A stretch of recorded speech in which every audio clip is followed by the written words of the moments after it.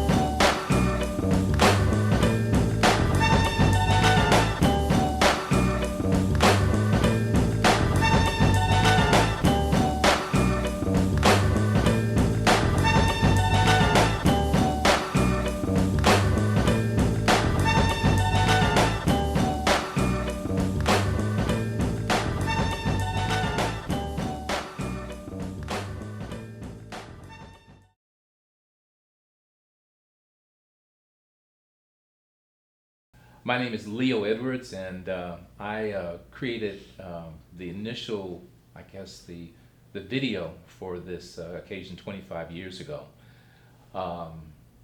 It's an interesting situation where I'm a quiet person, and when we went to the Million Man March, I remember taking the camera out to film a little bit of us at the airport. And my whole intention in terms of filming it was actually to film things at the march itself, to capture those images.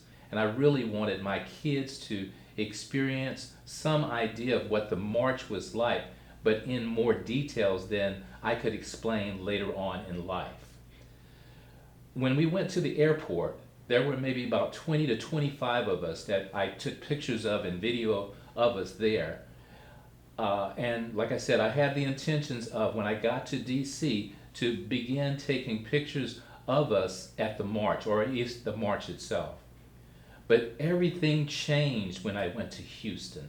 When we got to the airport in Houston, instead of it being 20 to 25 black men there were thousands of us at the airport. It was just unbelievable. It's just, we were everywhere. And all these people from different areas of the country were coming into Houston to fly to DC. And then I felt like, wow, this is bigger than anything I ever thought it was going to be like. Then what happened is that we got to DC at the airport, and I took my camera out to basically film us getting off of the plane and just kind of going through the airport and doing things. But then something got into me to ask somebody a question of why they were here, and that was Morris Stribling. I asked Morris, why did you come? And then there were other people around him, and then I asked them, why did they come to this particular march? And then it just kind of like these outpourings from these different individuals became a thing that I was able to capture. And so I just felt that it was important for me to continue to capture this all throughout that initial day of us getting there. And then I went to the march, and it was interesting because of the fact that the technology in terms of photography, the technology in terms of videography was entirely different than it is now, because for me to take photographs, I had to have the rolls. It was nothing, if you made a mistake, it was there forever. It was just there. If in terms of the videotapes, I had only a certain number that I took with me for the march itself.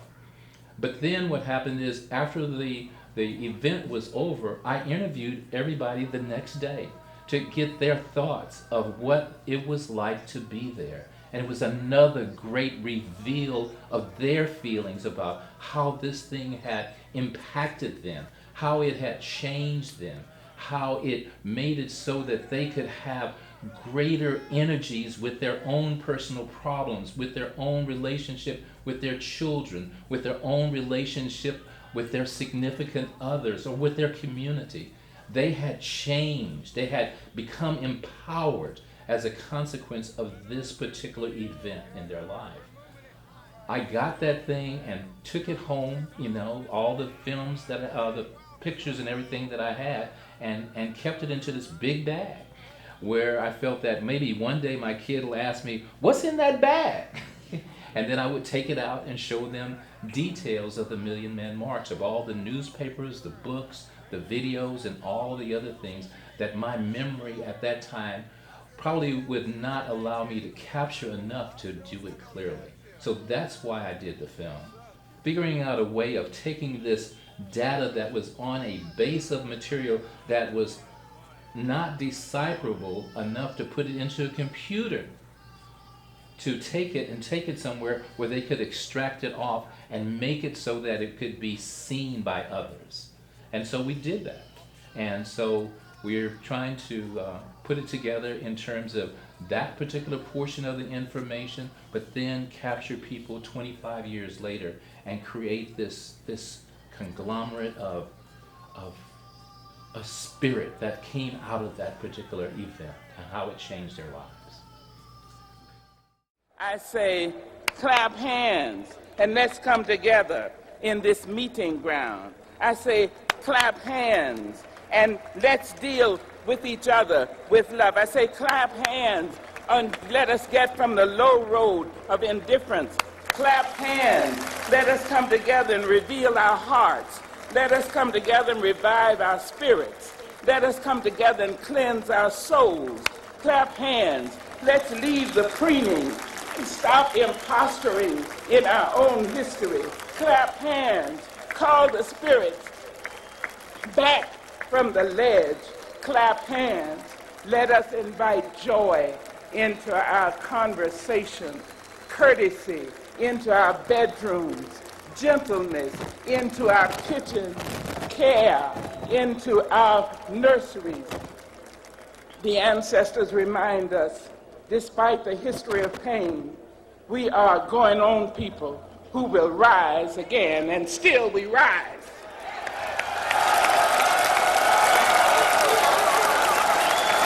Brothers, and let's give it to Sister Maya Angelou, our mother and poet laureate and sister and friend. Give it to her. Thank you, sister. My grandfathers, my fathers, my brothers, I lift up my voice and raise it high, telling the stories of your children's cries.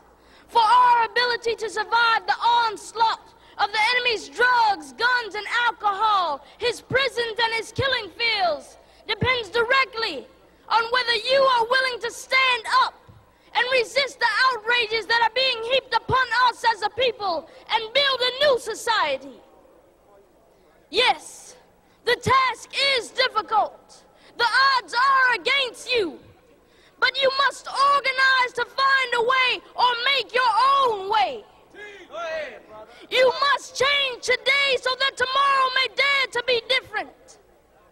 And when you have fought back and regained your pride, when you have won some battles, when you are able to tell the stories of your heroism, when you can pass on to your young the tradition of struggle through examples of your having stood up for a better tomorrow, when you take control of our institutions, our media, our schools, when you maximize our economic resources towards our own benefits, when you stop making excuses, when you start standing with our mothers, when you stick it out with your families, when you start mentoring our young, when you start teaching us to be humane, then we can build a new nation of strong people. Your sons and daughters will no longer need to belong to gangs because they do belong. Our youth will no longer be seeking drugs as an escape because they would have outlets in our society to develop themselves. When you start setting the conditions for our youth to fulfill their humanities, then we will not be in despair. We will be whole, complete, and hopeful. My fathers, you must shape the vision of tomorrow. But in order for that vision to become a reality, you must rededicate yourself to a new beginning.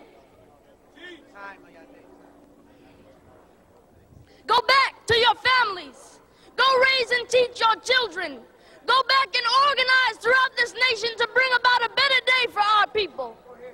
Our enemies can destroy us one by one, but no one can stop 1 million men organized and committed. Thank you.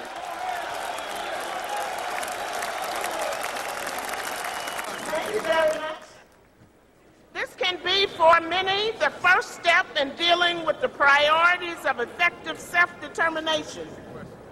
We are here to gain the insight and become more accustomed to the distinctive purpose of self-determination. Dealing with the process of self-determination is more than words.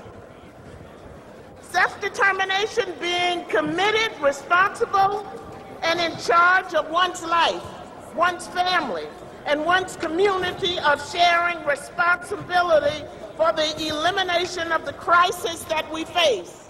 It is a success. I pray that my multiracial and international friends will view this gathering as an opportunity for all men, but primarily men of African heritage, to make changes in their lives for the better. I am proud of all groups of people who feel connected with me in any way, and I will always work for human rights for all people. However, as an African American woman, I am proud, applaud, and support our men in this assembly. That there is a time for everything. And I think that we could say there is a time for us to feel the strength that we know there is in our African American men. There is a time today for all of us to do all that we can to improve life for those who need it the most. The civil rights gains that we thought were ours somehow are proving more tentative. And we find that many of our young men and young women who went to jail singing "We Shall Overcome" have found that they have rights, but they do not have the opportunity nor the economic position from which to pay the check. So today, let me say also that those who have benefited from doors that have been opened through the efforts of persons like that sparked by Rosa Parks somehow have forgotten how those doors got open. And I think the time has come for those who have made it to take the time to help lift the bottom. You today are 1 in 2 million. And you have a task that is important and that we all wait to see what happens after today. This is the time, as the scriptures say, there is a time for everything.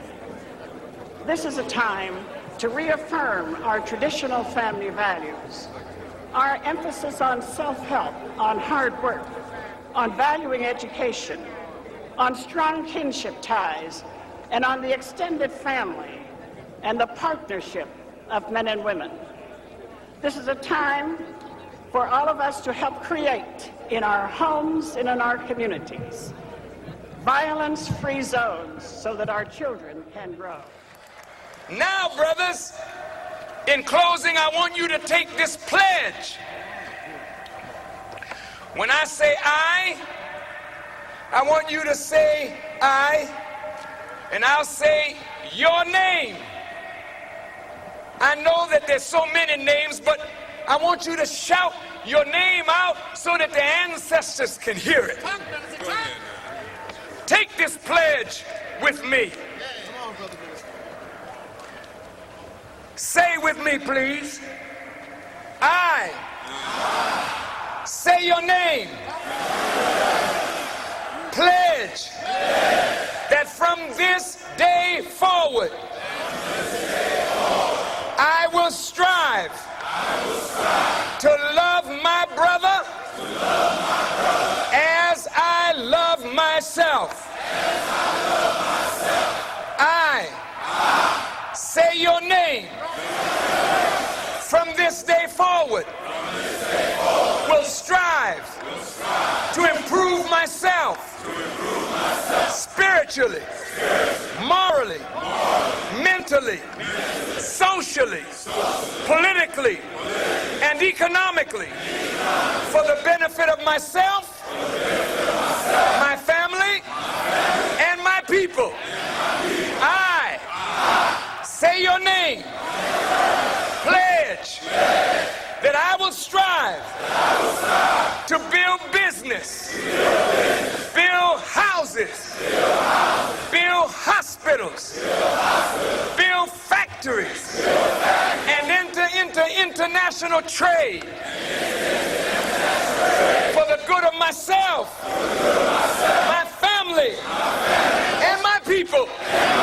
I say your name.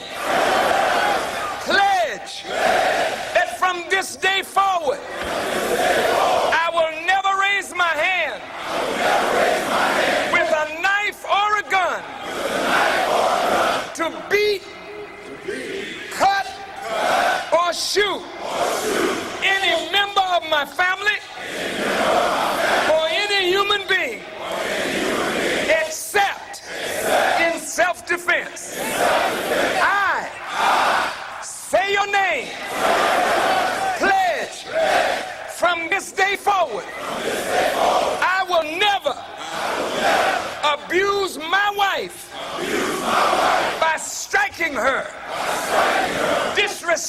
respecting her. For she is the mother of my children and the producer of my future. I say your name, pledge that from this day forward I will never engage in the abuse of children, little boys or little girls, for sexual gratification. But I will let them grow in peace to be strong men and women for the future of our people.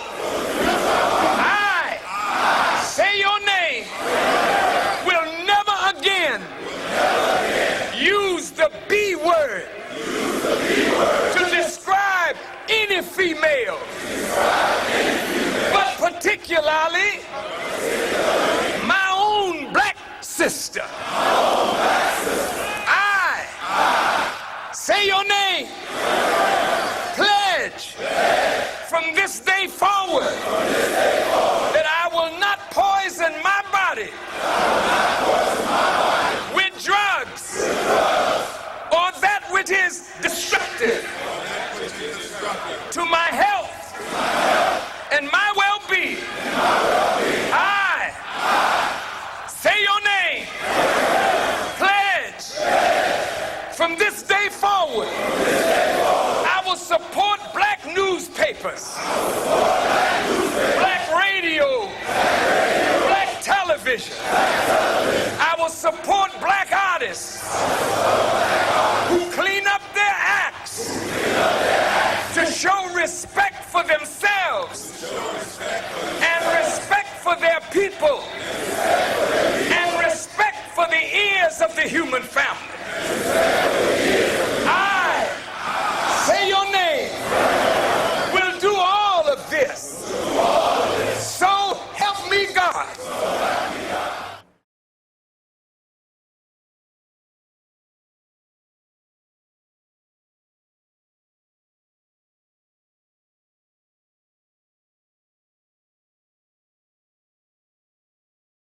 Got a lot of inspiration, brother, motivation, and determination. Broke down that word in a better understanding, comprehension of the word atonement, which means we all need to get together and do some self-atoning. Cultural and ethnic reconciliation. Accepting, forgiving, and moving forward. Exactly right. That's all about. Exactly right. Very inspirational speech. Touched me, man. This relationships with the blacks and that many blacks for that long a period of time with no conflict, no friction. 2.5 million strong and no problems. Together. That was great. I thought it was only 400,000. Well, that was just the inadequacy on the media's part. You look at that paper right there, and you tell me that's only 400,000. You tell me that's only 400,000. Nah, man. You can look at the front cover and tell that's more than 400,000. You can't believe it. I didn't even trip on that. They want to knock it down their own way. Their own way. So, well, they had a few people there. You can't blame them, brother. You can't blame them because you were on the first hand. You had to fight with all the tools you have, and you know what they have: technology and misinformation. And that's what they're doing. That's all this is, misinformation. And they got it there. True to that nature, I'm sorry. You know, they authorities, they oppress people. You know? The headline, $1 Million Man March hits 400,000. Then you look at the picture. The picture alone tells you that it's more than 400,000. Yeah. Hey, you're right. You're right. The picture alone. It tells you. But it's not for our purpose. No, it tells you, but it don't tell them. Because my mind is set that I'm not listening to what you picture say, that I'm going to say what I want to say. That's what the picture says to me. It says, you're correct. The picture says to us 1.5 billion people. Okay? But to them, it only says 400,000 because that's what they want it to be.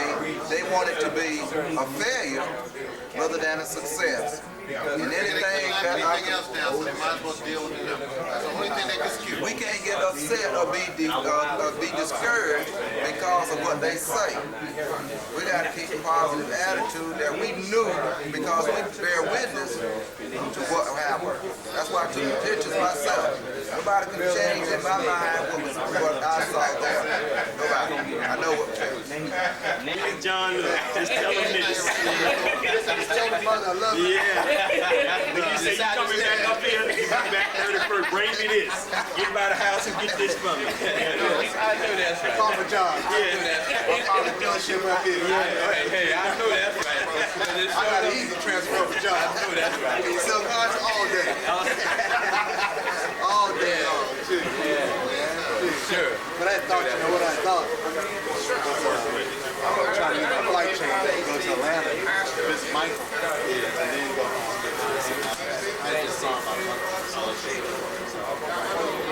Yesterday was the most magnificent event that was an enlightenment and harmonious balance of where the Spirit moved upon the face of the crowd. And this was the Spirit of God to bring all healing back. They say there is a balm that heals the senses. So this was what happened. I felt tears of joy and I was overwhelmed by the mass of black people that were there. It showed unity. It showed that we were looking for some kind of answer so we could take back to our communities and do something positive with it. And I believe when we left there, we will never be the same. We will always know the real truth on why we are striving in America. We need to get back where we started from and do what was placed in our hearts through God. This is what it was all about, that we needed to know that we are somebody and that we need to keep ourselves conscious of the fact that God put us in a situation to bring us and get the best out of us. You see what I'm saying? And through this yesterday, through that Mecca, through that pilgrim that we went through that revival they called it, we were reawakened to our values in ourselves first. And this is why we needed as men to get together. This was a man talk situation, and he opened the door to let us see what we needed to do in order to save our families and the community. Thank you. I think that was one of the most greatest things that ever happened to black folks, and I was glad to be a part of it. And I hope from here on out it will continue to grow, and our youngsters will benefit from this part of history in their lives. All right. I thought yesterday was a great day for Afro-Americans. A great day for black men. I went back up there, he said, it's Atonement Day, but it also does other things. It tells us that Farrakhan, the day has given us the foundation for us to go back into our communities and start building a new feeling of self-worth, a new feeling of cooperation among the Afro-Americans in our community, and to get rid of the gangs, the drugs, the things that are negative in our community, and to make things more positive, where our children will be able to walk up and down the street, catch a bus without the fear of being abused or mistreated in any shape, form, or fashion. I think it's a great move. I hope that everything that we've looked at, everything that we've heard, everything that we're going to be about in the future will be a positive move for Afro-Americans from this day forward, bring us into the 21st century with a new attitude and a new look on life, and feel real good about ourselves as a people. I think it was a great experience for black men. It was a great experience for black men. I think now black men are going to start taking responsibilities on their actions and stop blaming everything on everyone else. I don't think nothing can compare to this great event. I'm just happy to be a part of it. I thought it was totally awesome. 1.9 million African American men, just a sense of joy and redemption. And I think, the good part is when we get back, we can implement that feeling into some action. Not much. I guess I've learned to ignore the press because they're never going to show the true side of the story, so I just count it out. I mean, I was here, so I know what happened, so I don't have to believe a lie that's printed in the newspaper. And we all know just because it's in the newspaper doesn't make it true. It's just somebody's point of view. I thought yesterday was a great day for the black man and for the black community. No incidents, no crime, no fighting, no shooting. Brothers came together and joined hands hands and prayed together and worshiped together and came for a common goal. I believe that, cannot do any harm, it can just do better. If we take the message back to our own communities and work in our communities, we should better ourselves just from being here today. Well, I have my own ideas about Farrakhan. I think Farrakhan he's a great man. He's a Muslim, but you can respect the man for who he is and his following. But most people say, well, you're a Muslim. No, I'm not a Muslim, but I believe in what he says. Some of the things he says, I don't agree with him wholeheartedly, but I believe he's in the right direction, and he just tells it straight up. He doesn't sugarcoat it or anything, and that's what people can't understand. He's not beating around the bush. He's just going straight at you and telling you what it's just like it is. Well, I was impressed. I never have bought into the idea that Farrakhan was a big bad wolf. I've known better than that a long time. But I'm impressed with the way in which he made his delivery and his method of taking advantage of a given situation. I think the brother is a genuine leader. Whether he's determined to be such by the powers that be or not, those of us who observed him and who have seen and heard him down through the years should give him the respect that he's due. He's certainly a genuine leader, and we need not be the same, so competitive when it comes to the leadership. Give everybody a chance who has something to deliver. He's delivered, so obviously these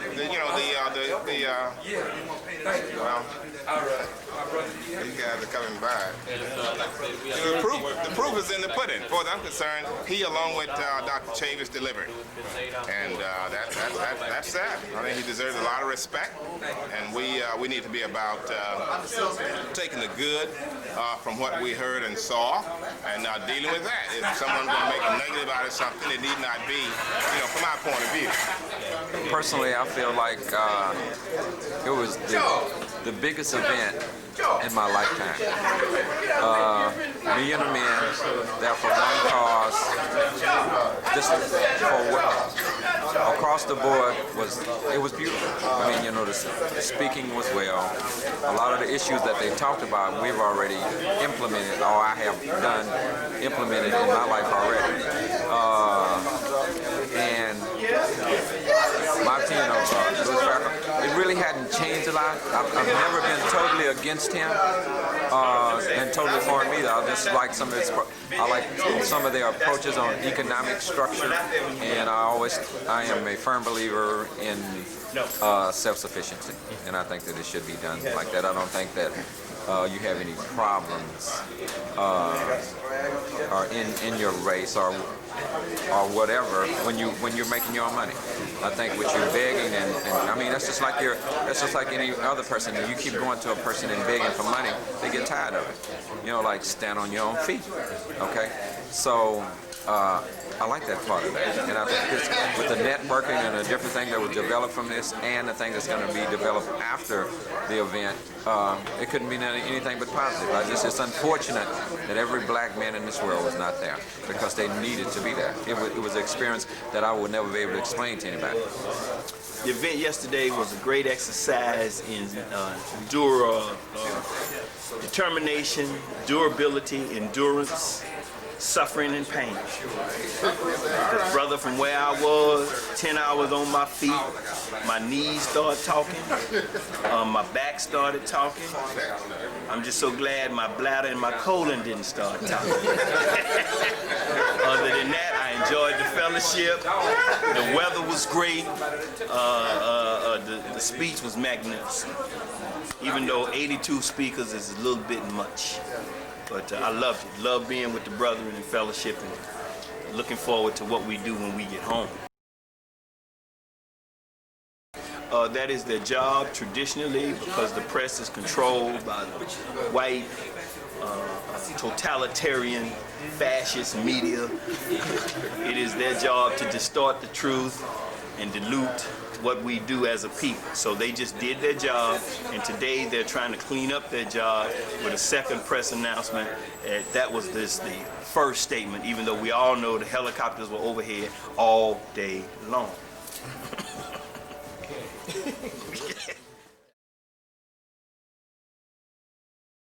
think Farrakhan was so on time. It lets you know that he was being led by the Spirit. Everything he said was so on time. It was the speech for the moment. The fear of him either being moderate or being very radical in his speech. He let himself be used. He allowed himself to be an instrument for what God called it for, and it worked out just fine. No matter how they try to dissect it, take it apart, rearrange it, in the whole, he did the right thing. Beautiful. I think yesterday was a momentous occasion in the life of every black man, even those who were not in attendance, and even those who don't think this to be a significant act on the part of black men. They too will have an overriding benefit as a result of the brothers who did come out and make themselves available for this endeavor. I think as we look at the dilemma with the white-dominated media, that they have tried to distort once again the truth as it pertains to the figures, the total numbers, but we know them to be, as a matter of practice, at their post of duty and about their business. And all I have to say in conclusion to that is that we too must be about our very own business to set the record straight.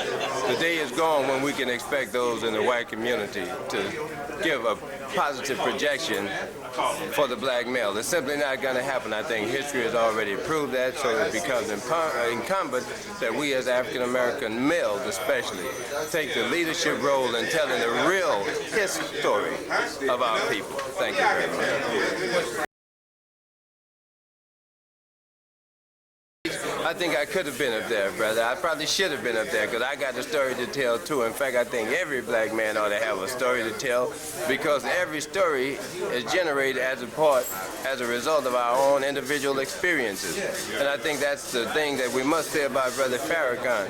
As he was able to draw the masses together, I think that's largely attributed to the fact that he said, for many brothers, what has been said in the closed areas in the black community. The problem with many of us is that we're not economically in a situation to be able to talk to white America like that. So he has become the spokesperson, along with many other great black African American leaders in our communities who say what many of us are not able to say for ourselves. Well, I think yesterday at the Million Man March was tremendous. I feel anyone who didn't participate really missed out. I think they'll have an infinite emptiness within inside them. And they are really going to suffer for it when they find out what a tremendous event it was and what it really meant to the people of our color and to the people of this nation. Yes, it has. Actually, it has. That was definitely a surprise because when people were asking me, was I coming? They were going, oh, that Farrakhan. And I was like, well, you know, I really don't follow Farrakhan. I'm not in the Nation of Islam. I don't plan to join the Nation of Islam, you know, But now that I've actually heard him from a position, speak from a position, the position he spoke from, I 100% agree with. And just based on that, I would become a member of the Nation of Islam based on the position that I heard him speak from yesterday. So yes, definitely my position on him has changed. On the march itself, the march yesterday was phenomenal. I was out there, and I would imagine that with at least 1.5 million brothers together for a common purpose, common cause. And I was there to act as a voice, because there are many brothers that I knew personally that wanted to make it, that couldn't make it. And then we were there for the brothers that no longer alive. So I think that it was very inspirational, and we're going to take some things back, and this is a turning point, and we're going to make some significant changes in this country, in the world, in the future. My attitude has always been that no longer are black people put in a situation where we tend just to follow people without questioning.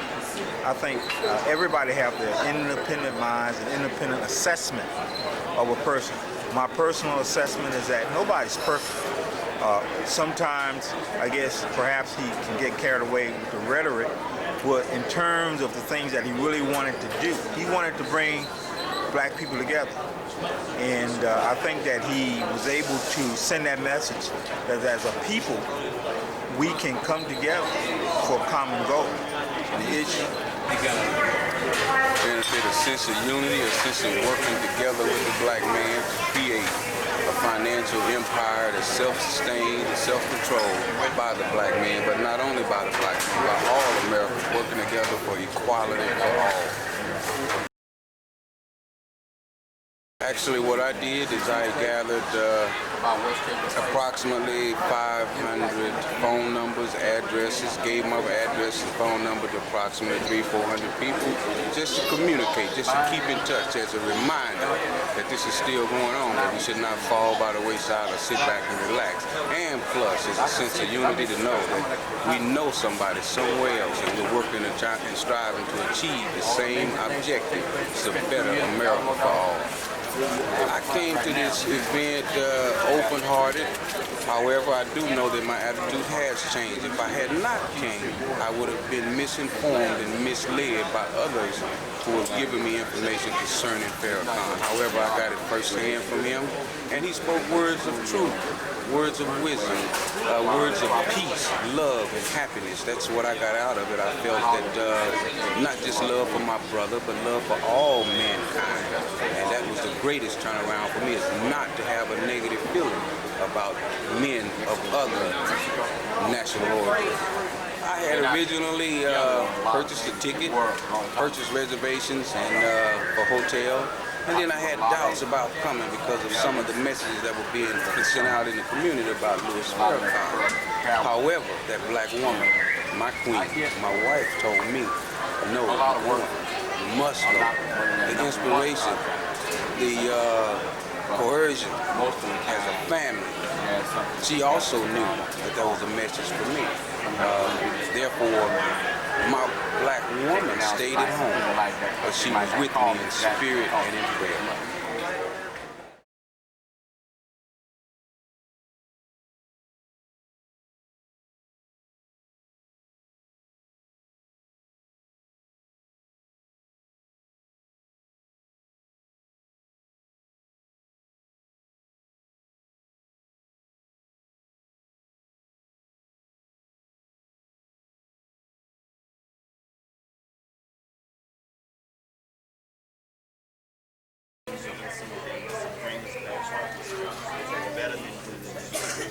Instruments of service ready to be used. Bless all who come today, all the associates supported this movement, even those, Lord, who stood on the outside. Bless and help each home. If there's anything to say or to do, that is the purpose of the truth, let it be real, let it be a blessing unto our people, and let the glory be yours. In the name of the Father, the Son, and the Holy Spirit. Amen.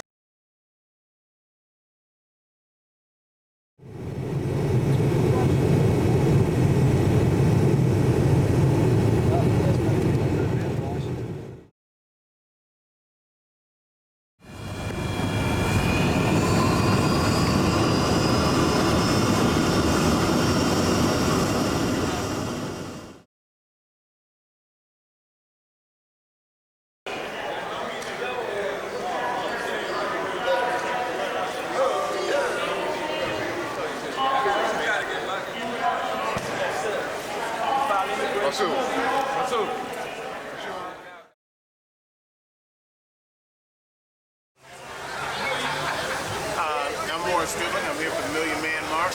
Just arrived here in Washington, D.C. It's October 15, 1995. About to embark on a historical mission. Atonement. I need to be atoned, reconciled. Also need to find out what the agenda is going to be on a national basis for all African American men. Same reason you came, I think.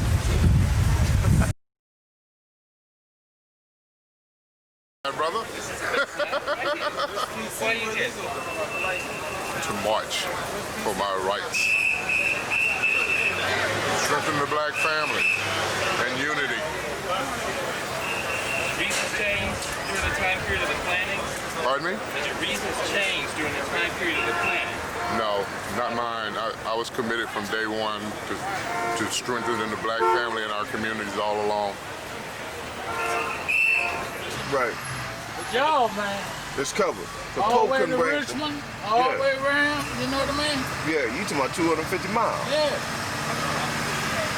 All the way to Delaware. Everything tight. It's liable to be about 4.5 million down here. Oh, it's 4.5 million now. Oh, yes.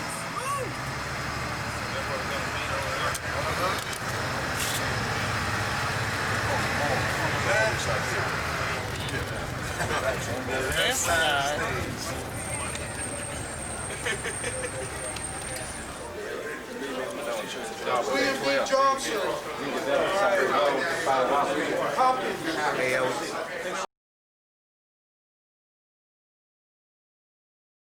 What should why do I think it's important for me to be here? Because this is the benchmark of the new millennium for the black existence in America. I think it's very important to be here since I've been a part of the last 100 years and be a part of the new 100 years.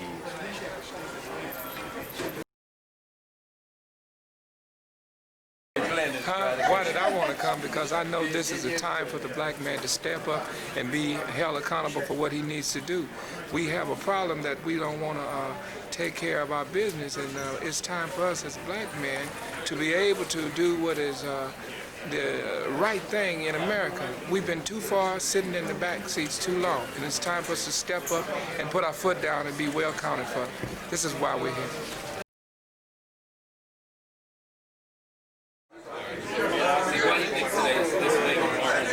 This march is important because it is time that African American men stand up and take back their families and be responsible for our children. At the same time, it's very important that we try to stimulate economic development in our communities, and also that we attune and at the same time reaffirm to our grandmothers and our mothers and our wives that we're going to be responsible for their future.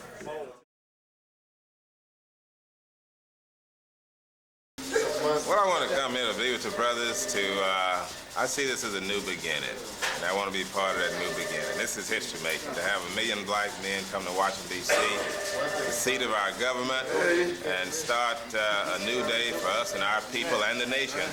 I just want to be a part of it. Nowhere in the world I can miss it, so I'm delighted to be here.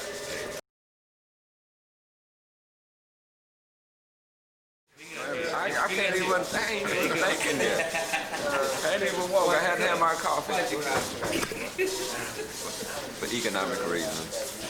I think that our people either don't know or need to be told that we are a major buying force in this country. And part of me being here is basically because of that. Also, that over these years we have let people delegate what we did instead of going out and, through economics and do what we really want to do.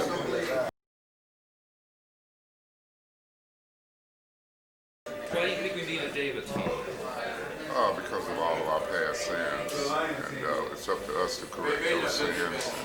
Today, rise up and be men, strong men, to take care of our families and our children and our community.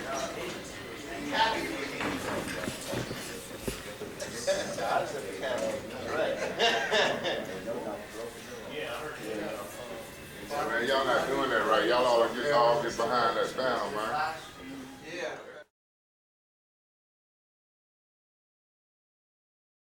And receive this award.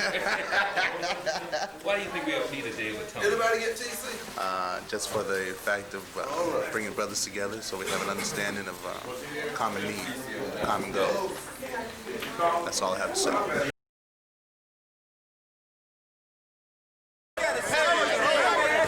all right. It's a day of atonement. We gotta forget it. We're team #1. They can't be demoted.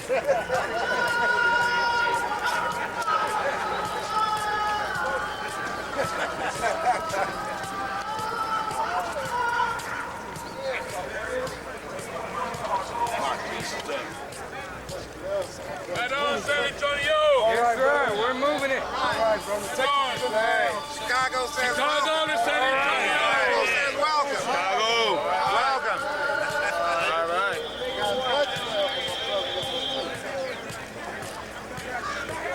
cabins here. Yes, sir. Brother. Morning.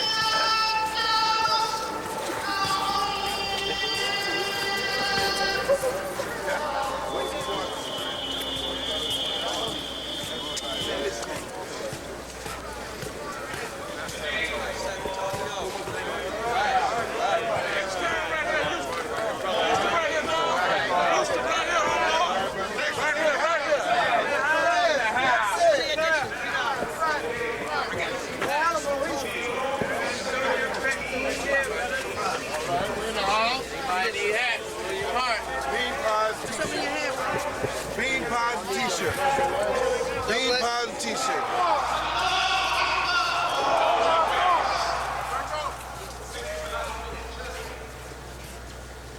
$37. Have mercy upon me, O God, according to thy loving kindness. Do good in thy good measure of desire. Fill thou all our souls. Minister our needs with the sacrifices of righteousness. Burn offering and hope.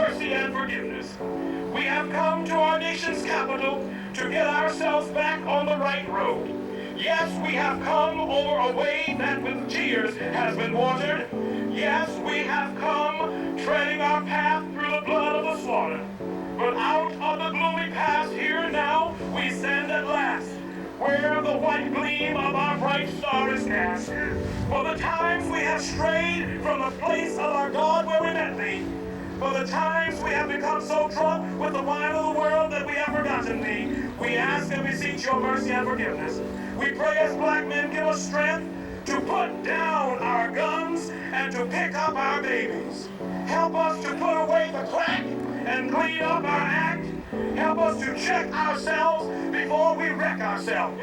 We promise you today, oh God, that we are going to return to our homes as committed black men to change our communities, our families, and ourselves. For you know, oh God, that it's time for a change to come. The daunting challenges are ever before us. The opportunities for a brand new day are here. Now is the acceptable time. Today is the hour of our salvation. For all that has been, we say yes. And for all that will be, and for all that is to come, and for all that has happened, we are grateful. And we are here to thank you with 1,000 tongues, with 1,000,000 tongues. If we were French, we'd say merci beaucoup. If we were Korean, we say kamsahamnida. If we were German, we say dankeschön. If we were Tanzanian, we say asante sana. If we were Polish, we say dziękuję.